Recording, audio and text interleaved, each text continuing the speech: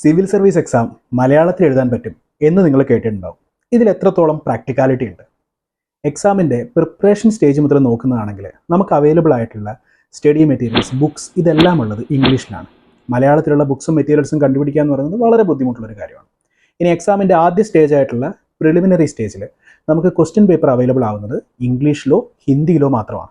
അവിടെയും നമുക്ക് മലയാളത്തിലുള്ള ക്വസ്റ്റ്യൻസ് ഇല്ല. സോ നിങ്ങൾ പഠിക്കുന്നത് മലയാളത്തിലാണെങ്കിൽ കൺസെപ്ച്വൽ ക്ലാരിറ്റി ഉണ്ടെങ്കിൽ കൂടി ക്വസ്റ്റ്യൻ വായിച്ച് മനസ്സിലാക്കാൻ പറ്റാത്തത് കൊണ്ട് ആൻസർ എഴുതാൻ ചിലപ്പോൾ നിങ്ങൾ ബുദ്ധിമുട്ട് ഫേസ് ചെയ്തേക്കാം. ഇനി മെയിൻ എക്സാമിൻ്റെ കാര്യത്തിൽ വരുന്നതാണെങ്കിൽ ബാക്കിയുള്ള എല്ലാ പേപ്പേഴ്സും നമുക്ക് മലയാളത്തിൽ എഴുതാൻ പറ്റുമെങ്കിലും ഒരു പേപ്പർ ബി, അത് ഇംഗ്ലീഷ് മാൻഡേറ്ററി പേപ്പറാണ്. ഇംഗ്ലീഷിന് നമുക്ക് ഒഴിച്ചുവിടാൻ പറ്റില്ല മെയിൻസിൻ്റെ കാര്യത്തിൽ, ആ ഒരു പേപ്പറിൻ്റെ കാര്യത്തിൽ. ഇനി ഇൻ്റർവ്യൂവിൻ്റെ സ്റ്റേജിൽ നിങ്ങൾ ട്രാൻസ്ലേറ്റേഴ്സിനെ യൂസ് ചെയ്തിട്ട് ക്ലിയർ ചെയ്തു എന്ന് തന്നെ വിചാരിക്കാം. അത് കഴിഞ്ഞിട്ടുള്ള സ്റ്റേജ് ആയിട്ടുള്ള ട്രെയിനിങ്ങിന്, ലബാസ്റ്റിനുള്ള ട്രെയിനിങ്ങിന് നിങ്ങൾക്ക് അവിടെ ക്ലാസ്സുകൾ ഉണ്ടാവുന്നത് ഇംഗ്ലീഷിൽ മാത്രമായിരിക്കും, മെറ്റീരിയൽസ് ഉണ്ടാവുന്നത് ഇംഗ്ലീഷിൽ മാത്രമായിരിക്കും. സോ നമുക്ക് ഇംഗ്ലീഷിനെ അവിടെയും നമുക്ക് ഒഴിവാക്കാൻ പറ്റില്ല. ഇനി നിങ്ങൾക്ക് പോസ്റ്റിംഗ് കിട്ടുന്നത് കേരളത്തിലുള്ള വേറെ ഏതെങ്കിലും ഒരു സംസ്ഥാനത്തിലാണെങ്കിൽ ആ സംസ്ഥാനത്തെ ഭാഷ നമ്മൾ പഠിച്ചെടുക്കേണ്ടിയിരിക്കുന്നു. മാത്രമല്ല സെൻട്രൽ ഗവൺമെൻറ്റുമായിട്ടുള്ള കമ്മ്യൂണിക്കേഷൻ നമ്മൾ പലപ്പോഴും ഇംഗ്ലീഷിലായിരിക്കും നടത്തേണ്ടിയും വരിക.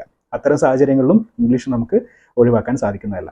മാത്രമല്ല അത്യാവശ്യം ഇംഗ്ലീഷിൽ എക്സ്പേർട്ട് ആയിട്ടുള്ള കേരളത്തിലെ സ്റ്റുഡൻസിന് അറ്റ്ലീസ്റ്റ് 4ാം ക്ലാസ് മുതലെങ്കിലും നമ്മൾ ഇംഗ്ലീഷ് പഠിക്കുന്നുണ്ട്. നമുക്ക് ചെറുതായിട്ടൊന്ന് പോളിഷ് ചെയ്ത് കഴിഞ്ഞാൽ ഈ എക്സാം ഇംഗ്ലീഷിൽ തന്നെ എഴുതാൻ പറ്റും.